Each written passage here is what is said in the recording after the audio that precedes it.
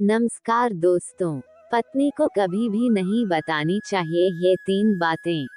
चाणक्य नीति के अनुसार अच्छी पत्नी के गुण बताए गए हैं।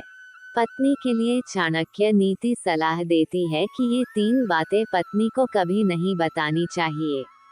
आचार्य चाणक्य श्रेष्ठ विद्वान होने के साथ ही एक अच्छे शिक्षक भी माने जाते हैं। चाणक्य विश्व प्रसिद्ध तक्षशिला विश्वविद्यालय से शिक्षा ग्रहण किए और यहीं पर आचार्य के पद पर विद्यार्थियों का मार्गदर्शन भी किया करते थे। वे न सिर्फ कुशल कूटनीतिज्ञ बल्कि एक महान रणनीतिकार और अर्थशास्त्री थे। आचार्य चाणक्य ने अपने जीवन में कठिन से कठिन परिस्थितियों का सामना किया था, परंतु कभी हार नहीं माना और अपने लक्ष्य को प्राप्त किया। चाणक्य ने अपनी नीति में पैसे, सेहत, बिजनेस, दाम्पत्य जीवन, समाज जीवन में सफलता से जुड़े तमाम चीजों पर अपनी राय दी है। अगर कोई व्यक्ति की आचार्य चाणक्य की बातों का अनुसरण करता है, तो वह व्यक्ति जीवन में कभी गलती नहीं करेगा और सफल एक मुकाम पर पहुंच सकता है। चाणक्य नीति में महिलाओं और पुरुषों के संबंधों के साथ साथ उनके गुणों के बारे में भी बताया गया है। पति और पत्नी को एक दूसरे का पूरक कहा जाता है। दोनों सुख दुख के साथ ही होते हैं। फिर भी जीवन की कुछ ऐसी बातें हैं जो किसी भी व्यक्ति से नहीं कहनी चाहिए।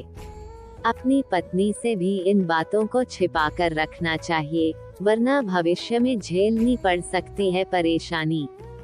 जानते हैं ऐसी कौन सी बातें हैं जो पति को अपनी पत्नी को नहीं बतानी चाहिए। चाणक्य नीति शास्त्र के अनुसार पति को कभी भी पत्नी को अपने हुए अपमान के बारे में नहीं बताना चाहिए।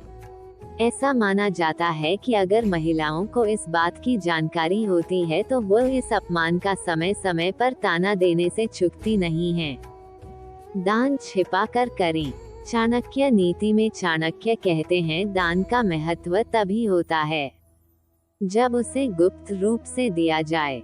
दान को अपनी पत्नी से भी गुप्त ही रखना चाहिए। इससे आपके दान का महत्व कम तो होता ही है, साथ ही कई बार पत्नी दान पर किए गए खर्च की दुहाई देकर आपको भला बुरा कह सकती है। खुद की कमजोरी न बताएं।